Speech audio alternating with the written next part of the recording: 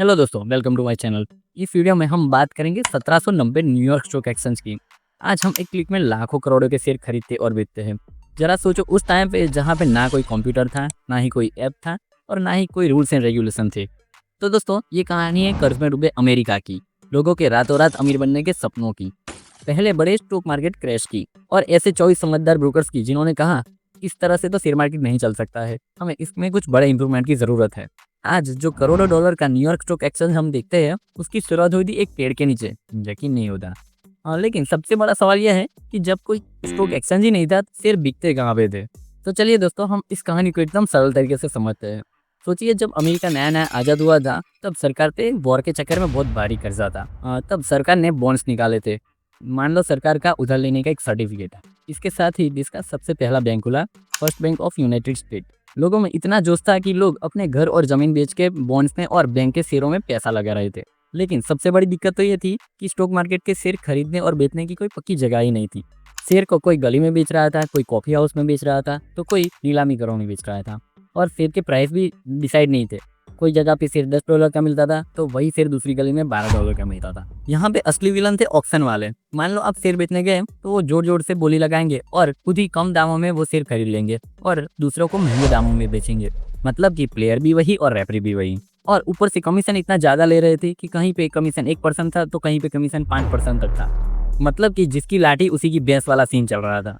और सबसे बड़ा डर तो ये था कि मान लो आपने शेयर बेच दिए और सामने वाला ने पैसे ही नहीं दिए, तो या फिर मान लो आपने पैसे दे दिए और सामने वाला बंदा ही गायब हो गया, तो इसकी कोई गारंटी नहीं थी। अभी तो स्टॉक एक्सचेंज गारंटी लेता है, लेकिन उस टाइम पे सब कुछ राम भरोसे चलता था। और ऊपर से कौन सी कंपनी रियल है और कौन सी फ्रॉड है, वो भी कुछ बड़े लोगों को ही पता था। आम आदमी तो बस भेड़ चाल में लूट रहा था। ऑलरेडी इतनी प्रॉब्लम चल रही थी। और अब सुनो ये किस्सा जिसने आग में घी डालने का काम किया। 1791-92 में एक बंदा था जिसका नाम था विलियम ब्यूअर। ये बड़ा खिलाड़ी था, सरकार में रह चुका था और अंदर की सारी खबरें जानता था। इसने अपने दोस्तों के साथ मिलकर बैंक स्टॉक्स और सरकारी बॉन्ड्स पे जबरदस्त सट्टेबाजी शुरू कर दी, जिससे शेयर के दाम आसमान को छूने लगे।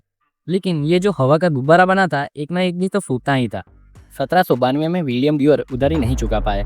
जैसे ही ये खबर मार्केट में फैली, लोगों में भगदड़ मच गई। शेयर के दाम आसमान से सीधा जमीन पे आ गए, बैंक डूबने लगे और इन्वेस्टर के पैसे बर्बाद हो गए। ये था अमेरिका का पहला stock market crash, the panic of 1792। इस क्रैश ने सबको हिला दिया। ब्रोकर्स को ये समझ में आ गया कि अगर मार्केट में भरोसा वापस लाना है और अपना धंधा बचाना है, तो ये बिना नियम कानून वाला जंगलराज खत्म करना ही होगा। ब्रोकर्स को समझ में आ गया कि ऑक्शन वालों पे निर्भर रहना मतलब कि अपने पैरों पे कुल्हाड़ी मारना है। और इसी मार्केट क्रैश के बाद 24 ब्रोकर्स असल में एक साथ आए। उन्होंने कहा कि बस अब बाहर वालों पे भरोसा नहीं, अब हम आपस में ही डील करेंगे अपने नियमों पर।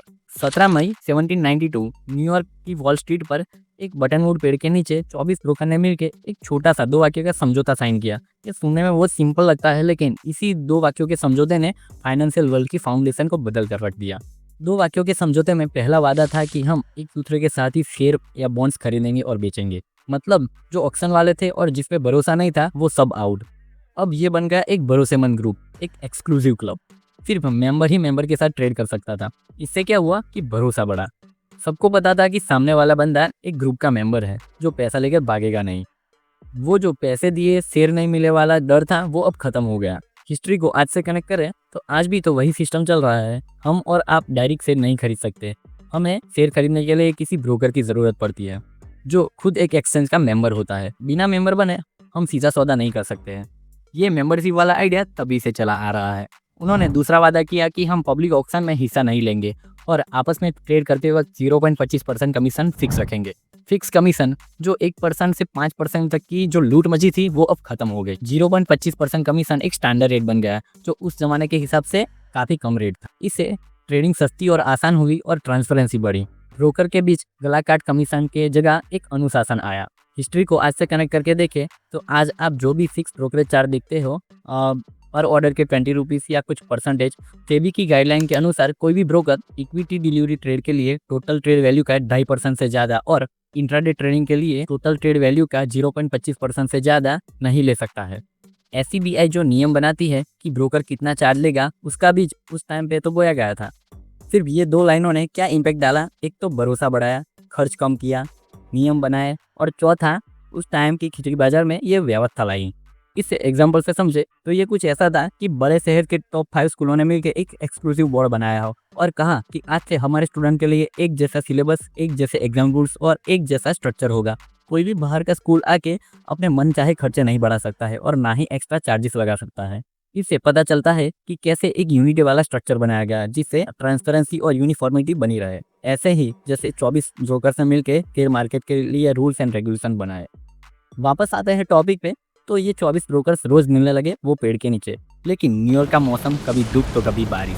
1793 में ये लोग शिफ्ट हो गए पास के टोटाइन कॉफी हाउस में। हाँ, कॉफी हाउस में। उस टाइम पे कॉफी हाउस ही मीटिंग और डीलिंग के अड्डे होते थे। वहाँ पे बैठ के वो लोग कॉफी पीते, गपशप करते और शेयर की डीलिंग करते। धीरे धीरे इनका ग्रुप बढ़ता गया, मेंबर्स बढ़ते गए और ट्रेडिंग भी बढ़ती गई, जिससे कॉफी हाउस भी छोटा पड़ने लगा।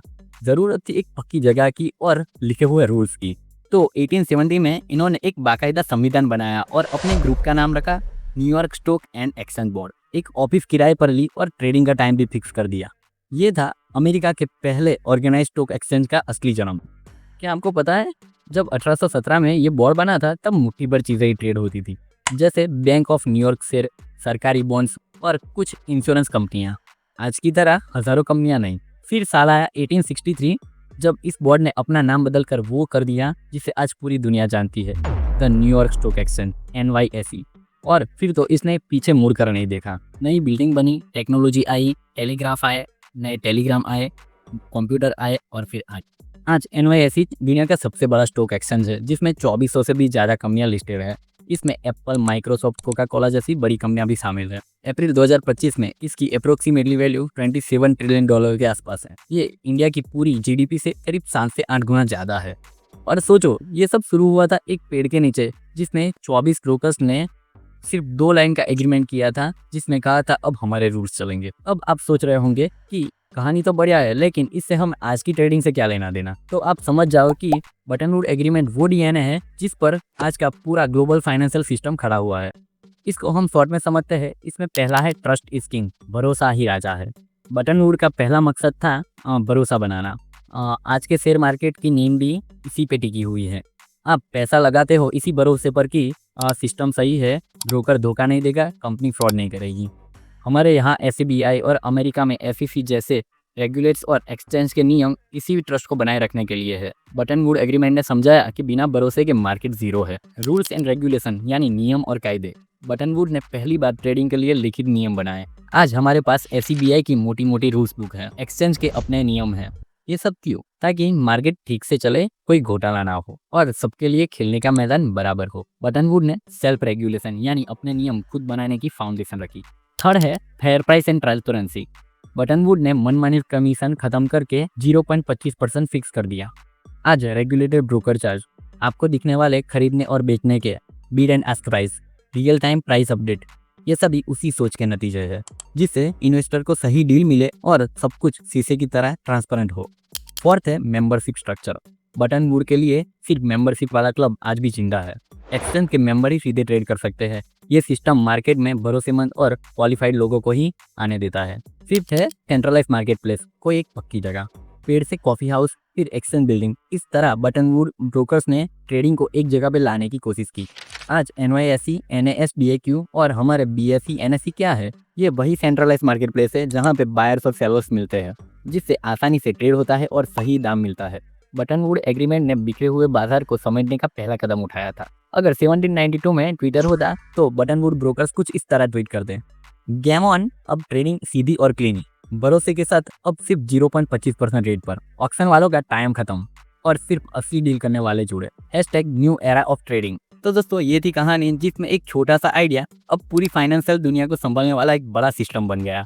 24 लोगों के एक पेड़ के नीचे लिए गए फैसले ने पूरी दुनिया का फाइनेंस का नक्शा ही बदल दिया। उन्होंने सिर्फ अपने लिए ही नहीं, लेकिन हम सबके लिए एक भरोसेमंद और सिस्टमेटिक बाजार की फाउंडेशन रखी। ये कहानी हमें सिखाती है कि मुश्किल से मुश्किल समय में भी सही लिया गया डिसीजन और मिलकर किया गया काम से बड़े सिस्टम बनाया जा सकता है। और अगर आपको कोई कहे कि स्टॉक मार्केट एक जुआ है, तो उसको ये वीडियो जरूर दिखाना और कहना कि नहीं दोस्त, ये एक सिस्टम है जो भरोसे और नियम पे टिका है। और हाँ, इसकी शुरुआत एक पेड़ के नीचे हुई थी। दोस्तों, हम अगले वीडियो में बात करेंगे बॉम्बे स्टॉक एक्सचेंज की यानी BSE की, जिसकी शुरुआत भी एक पेड़ के नीचे हुई थी। हाँ, मुंबई के एक बरगद के पेड़ के नीचे। आई होप कि वीडियो आपको पसंद आया होगा। अगर इस वीडियो से आपको कोई भी अच्छी इन्फॉर्मेशन मिली है तो वीडियो को लाइक जरूर करें और चैनल को सब्सक्राइब करें, जिससे हमें ऐसे ही इन्फॉर्मेटिव वीडियो बनाने की मोटिवेशन मिलती है।